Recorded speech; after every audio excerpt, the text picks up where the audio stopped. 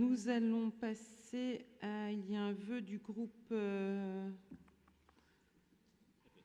FN, pardon, concernant l'usine élévatoire de Saint-Nazaire. Qui le présente? Oui, je vous laisse. Monsieur Blanchard.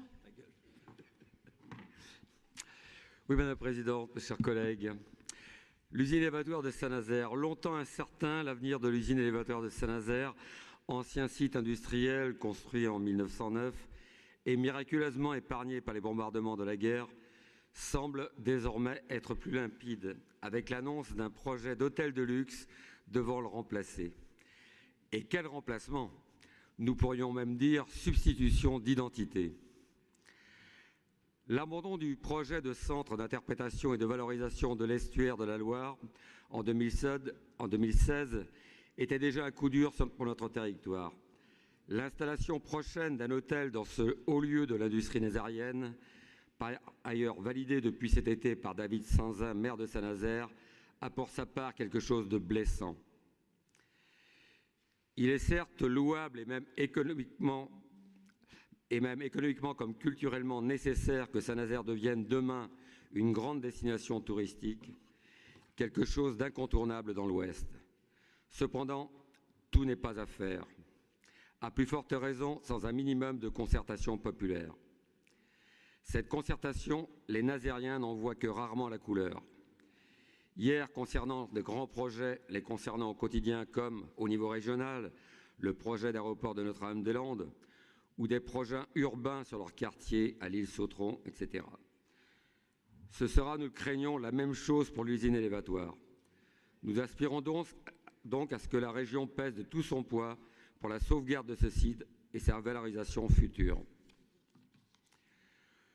Compte tenu des déclarations récentes du maire de Saint-Nazaire, le Rassemblement national exprime une vive inquiétude sur la possibilité que l'usine élévatoire puisse devenir un hôtel de luxe.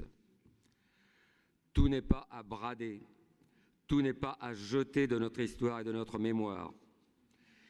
Et nous sommes confiants sur le fait qu'une minorité de Nazériens sensibles à ce que demeure l'identité de notre ville ne se laissera pas faire. Ce grand remplacement culturel et identitaire ne peut être accepté.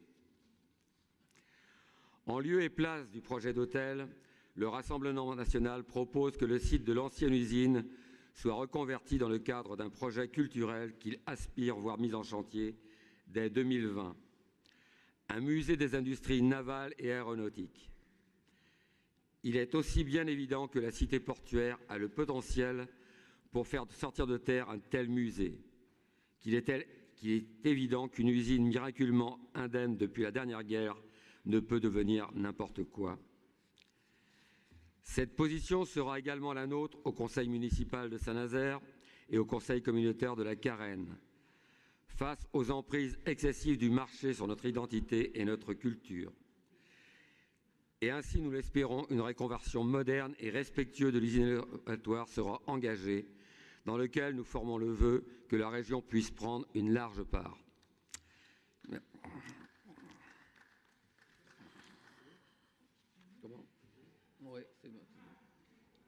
Bien, merci. Franck Louvrier. Non, c'est un vœu, donc il y a 2 minutes. Non, c'est un vœu. Je rappelle les règles pour les vœux, il est tard, mais je vais vous les rappeler quelques minutes. 2 minutes par groupe concernant les vœux et les questions orales. Il n'y a pas de retour concernant les vœux. Allez, Monsieur Louvrier, c'est à vous. Vous avez 2 minutes. Je vais me mettre moins que 2 minutes. Juste, comme c'est un sujet touristique, je pense que c'est intéressant.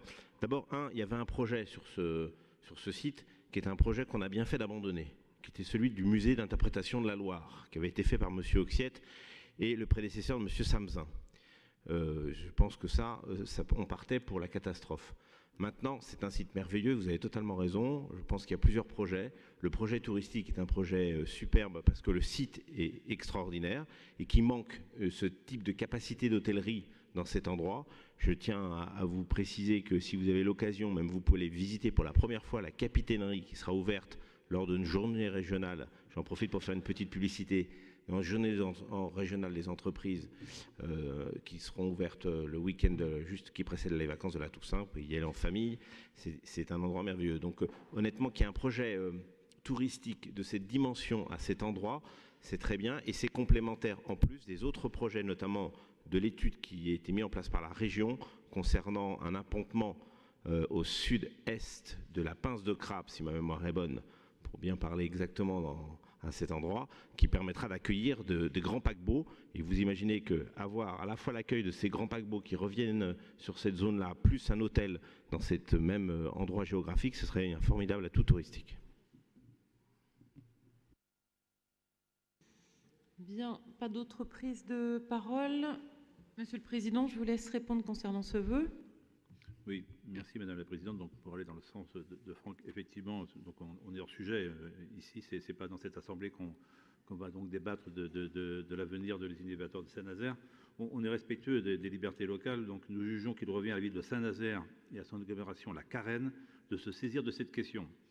Un appel à manifestation d'intérêt a d'ailleurs été lancé sur le sujet au début de cette année. La région reste à sa place.